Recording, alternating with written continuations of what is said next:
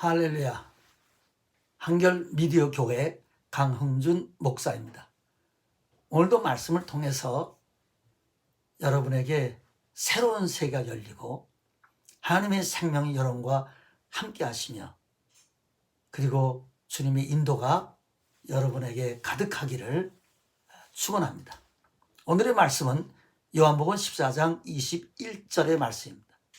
나의 계명을 가지고 지키는 자라야 나를 사랑하는 자니, 나를 사랑하는 자는 내 아버지께 사랑을 받을 것이요 나도 그를 사랑하여 그에게 나를 나타내리라.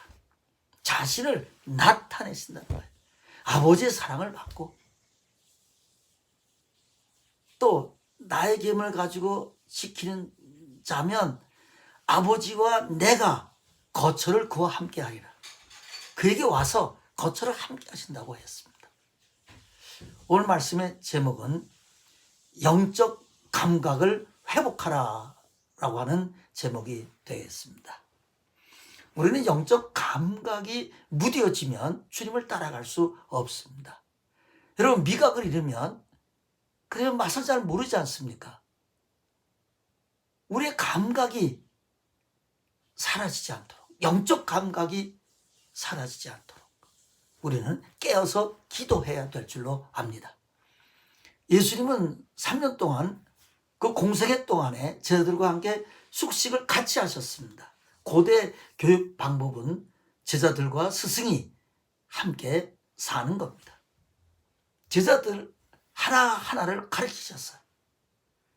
그들에게 모든 걸 다 가르치셨어요. 하늘의 보화를 다 얘기하셨어요. 사랑에 대해서, 믿음에 대해서, 소망에 대해서, 그리고 크리스찬의 삶을 사는 방법에 대해서, 하나님을 섬기는 법에 대해서, 하나님을 사랑하고 사람 사랑하는 방법에 대해서 모든 걸 다 실천으로, 말씀으로, 그분의 삶으로 그분은 다 보여주셨습니다. 그러면 제자들은 3년 동안 배우고 나서 보통 우리가 생각하기에는 아직 부족하다라고 우리는 생각할 수 있습니다. 그러나 성경을 자세히 보면 제자들의 수준이 얼마나 높이 올라가는지를 알 수 있습니다. 제자로서의 자격이 조금 부족한 것은 있었어요, 물론. 그러나 예수님이 원했던 그 자리까지 올라갔던 것을 볼 수 있습니다. 저는 98점을 주겠습니다. 특히 요한복음 17장에 보면, 특히 6절에 보면, 세상 중에서 내게 주신 사람들에게 내가 아버지의 이름을 나타내야 나이다. 그들은, 즉 제자들은 아버지의 것이었는데 내게 주셨으며, 그들은, 즉 제자들은 아버지의 말씀을 지켰나이다. 그들은 말씀을 받고 내가 아버지께로부터 온 줄을 알았으며 아버지께서 나를 보내신 줄도 믿었나이다. 내가 그들로 말미암아 영광을 받았나이다 라고 했어요. 요한복음 17장은 26절까지 있습니다. 26절까지 있는데 그들은 즉 제자들은 이란 말은 33번 썼어요. 그러니까 거의 다 이 중보 기도장은 제자들을 위한 기도였으며, 제자들이 어디까지 성장했으며 어디까지 제자로서의 길을 또 준비를 잘 했는가를 보여주고 있습니다. 그들은 놀라운 믿음으로 성장했다는 것을 우리는 요한복음 17장을 통해서 알 수 있습니다. 이 땅에 3년 동안 예수님은 계시면서 그들을 오순절 직전까지 그들을 인도하셨어요. 무리를 가르치시고 말씀하시고 인도하셨어요. 근데 그분이 영으로 우리에게 오신 겁니다. 제자들에게 가르치고 그들을 양육시키고 그들을 성장시키던 그분이 바로 우리한테 들어와서 똑같이 제자들에게 한 것처럼 그리스도를 믿는 모든 세상에 있는 크리스찬들 안에서 인도하고 가르치시고 책망하시고 도우시고 계시하시고 함께 하시는 겁니다. 요한복음 16장 진리의 성령이 오시면 그가 모든 진리 가운데로 너를 인도하신다 그랬어요. 그는 스스로 말하지 않고 오직 듣는 것을 말하시며 장래를 너에게 알리시리라. 성령이 오시면 그가 나를 증거한다 그랬어요. 요한복음 14장 26절에는 성령 그가 너에게 모든 걸 가르치시고 내가 너에게 말한 모든 것을 생각나게 하시리라. 요한복음 14장 16절에는 내가 다른 보혜사를 너에게 주사 영원토록 너희와 함께 있게 하시리니 그는 진리의 영이라. 세상은 그를 보지도 못하고 알지도 못하나 너희는 그를 아나니 그는 너희와 함께 거하시며 또 너희 속에 계시겠습니다. 요한복음 14장 20절에는 그날에는, 즉 오순절 날에는, 그 이후에는 내가 아버지가 내 안에, 너희가 내 안에, 내가 너희 안에 있는 것을 알리라 그랬어요. 그러니까 오순절 이후로부터는 우리 안에 새로운 생명이 들어온 거예요. 그 생명은 인격적인 생명입니다. 이 땅에 계시면서 말씀하시고 대화하시고 그리고 이끄시고 함께 가시고 동행하시던 그 예수님, 그 생명, 그 인격이 우리 안에 들어와 계시는 거예요. 그 때문에 내가 떠나는 것이 너에게 유익이라 그랬어요. 왜? 내 안에서 내가 어디에 있든지 나를 가르치시고 인도하시고 함께 하시기 때문에 그렇습니다. 우리는 예수님의 생명으로 우리는 삽니다. 예수님의 생명에 그 인격적인 생명이 있어요. 이 땅에 계시던 그 예수님의 그 말씀이, 그 은혜가, 그분의 가르침이 동일하게 내 안에서 계속되어야 된다고 하는 겁니다. 말씀을 통해서, 성령을 통해서 우리 안에 지속적으로 말씀을 하신다고 하는 겁니다. 그리고 왜 우리에게 이런 느낌이 없는가? 여러분, 우리가 아기를 업어도 아기가 자는지 아니면 쉬를 했는지 몸이 아픈지 업은 엄마는 잘 압니다. 왜 모르겠어요? 그런데 그러면 우리 안에 들어오신 천지 만물을 지으신 그 하나님, 예수 그리스도, 죽음을 이기고 부활하신 그 주님의 영이 내 안에 들어와 있는데 내가 아무것도 느끼지 못한다.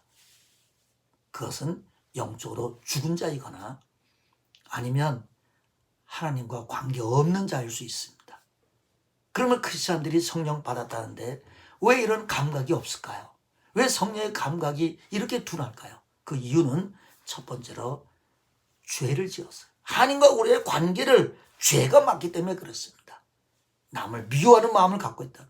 원망이나 혈기를 한, 분노하고 남을 비판하거나 이런 것들이, 그런 죄들이 우리에게 널려져 있기 때문에 그것이 하나님과 우리 사이에 담이 되어 관계가 끊어지게 되는 겁니다. 두 번째로는 우리 믿는 사람이 왜 이런 관계가 끊어지고 무감각한 영적 감각이 없는 그런 사람이 되었는가? 예수님 병자 중에서 문둥병자를 제일 많이 고치셨어요. 왜 그런가 하면 문둥병이라는 게 감각이 없어지는 병이거든요. 거기엔 다 뜻이 있지 않겠습니까? 디모데전서 4장 5절에 보면 하나님의 말씀과 기도로 거룩해진다 그랬어요. 내면에 영적인 힘이 있을 때 말씀을 보게 되고 기도를 보게 되고 기도하게 되고 이런 힘이 올 때 말씀이 꿀소리 같고 말씀의 인도를 받고 기도할 마음이 생기고 기도의 힘이 생기며 기쁨이 솟아납니다. 많은 사람들이 중생 후에 은혜를 받았으나 차츰차츰 말씀 볼 힘이 사라지고 기도할 힘이 사라집니다. 그냥 형식적으로 기도하는 거예요. 그 이유는 분명합니다. 세상 어떤 것에 집착할 때, 탐닉에 빠질 때, 온통 마음이 세상 것에 몰두해 있을 때, 우리의 관심이 다른 곳에 집중될 때 우리는 영적인 말씀과 기도의 힘을 잃을 수밖에 없습니다. 예수의 생명으로부터 차단됩니다. 많은 크리스찬들, 목회자들이 세상 뭔가에 집착하고 허송세월하거나 자기 관심사에만 열중할 때 영적인 죽음의 상태에 빠지게 됩니다. 모든 관심, 마음을 뺏긴 곳엔 어둠이 있고 생명의 흐름이 막힙니다. 너의 보물을 세상에 쌓지 마라. 너의 보물 있는 곳에 너의 마음이 있느니라. 주님이 아닌 땅의 것에 관심이 많고 땅에 있는 것을 쌓아놓을 때 사람들은 하나님과 관계가 끊어지게 됩니다. 자신의 내면이 황폐함을 느껴야 됩니다. 근데 더 불쌍한 것은 그 황폐함이 오고 메마름이 오고 교통이 끊어졌는데도 그것을 전혀 느끼지 못하고 세상을 그냥 산다고 하는 겁니다. 예수님이 그들을 버린 것이 아니고 당자의 아버지가 당자를 버린 게 아니고 어둠을 사랑하고 세상을 사랑하고 세상 어떤 것에 몰두해서 빛으로부터 피해버린 자신 때문입니다. 예수의 말씀을 들어도 세속적인 관심과 탐욕과 집착이나 어떤 것에 몰두한 것에 의해서 예수의 말씀이 생명의 연결이 차단되었기 때문입니다. 이 세상 어떤 것으로 몰두해서는 안 됩니다. 여러분들이 열심히 사십시오. 그러나 거기에 마음을 뺏겨서는 되지 않습니다. 여러분 김장도 하십시오. 열심히 김장하십시오. 그러나 기도 시간을 거기에 뺏겨서는 되지 않습니다. 말씀 보는 시간을 뺏겨서는 되지 않습니다. 제가 여러분에게 제안합니다. 하루에 3번 기도를 하십시오. 아침 새벽에 기도하십시오. 1시간 정도 일찍 일어나서 기도하십시오. 그리고 점심 전후에 시간을 내서 기도하십시오. 일터에 가서 그 시간을 꼭 내야 됩니다. 찾으면 그 자리가 있어요. 기도하면 찾아보세요.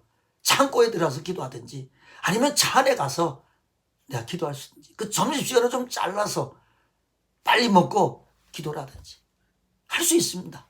점심 전후로 해서 기도하십시오. 그 기도하는 장소를 찾는 것이 바로 기도입니다. 그것이 여러분을 지탱해 주는 겁니다. 일에 빠져서 거기에 몰두하지 마십시오. 빠져나와 하나님 앞에 말씀 보고 기도하십시오. 그리고 자기 전에 말씀 보고 기도하십시오.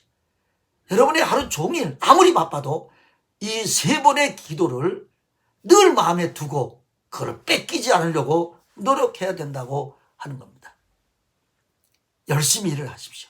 정직하게 일하십시오. 돈도 열심히 보십시오. 그러나 마음을 지배하는 것은 그리스도 예수이어야 합니다. 관심은 오직 예수 그리스도여야 합니다. 예수께 집중해야 됩니다. 요한일서 2장 15절 17절에 보면 이 세상이나 이 세상에 있는 것들을 사랑하지 마라. 누군지 세상을 사랑하면 아버지의 사랑이 그 속에 있지 아니하니 이는 세상에 있는 것들이 육신의 정욕과 안목의 정욕과 이생의 자랑이니 다 아버지로부터 쫓아온 것이 아니요 세상으로부터 쫓아온 것이다. 이 세상도 정욕도 다 지나가되 오직 하나님의 뜻을 행하는 이는 영원히 거하느니라 라고 했어요. 그렇지 않니? 예수님과의 생명의 관계가 끊어질 때 불쌍한 영혼에 대한 깊은 연민이 예수님의 마음을 아프게 합니다. 세상 줄을 끊는 희생과 손해 없이 내가 할 거 다 하고 주님을 따라갈 수는 없습니다. 회복합시다. 요한복음 14장 21절에 나의 계명을 가지고 지킨 자라 나를 사랑하는 자니라고 했어요. 나를 사랑하지 않는 자는 내 말을 지키지 않는다고 했어요. 기도할 힘이 사라지지 않도록 열심히 해야 됩니다. 제가 늘 여러분에게 설교하잖아. 마르다는 예수를 위해서 음식을 준비했어요. 옆집이나 다른 이웃을 위해서 음식을 준비한 게 예수를 위해서 열심으로 준비했어요. 예수를 위해서, 교회를 위해서, 교인들을 위해서 열심히 설교 준비하고 열심히 교회 짓고 열심히 성경 공부 준비하고 열심히 전도 프로그램을 짜고 열심히 주를 위해서 한 거예요. 마르다처럼 예수님과 일대의 관계를 놓치고 사는 크리스찬은 목회자든지 누구든지 다 그 마음이 황폐할 수밖에 없습니다.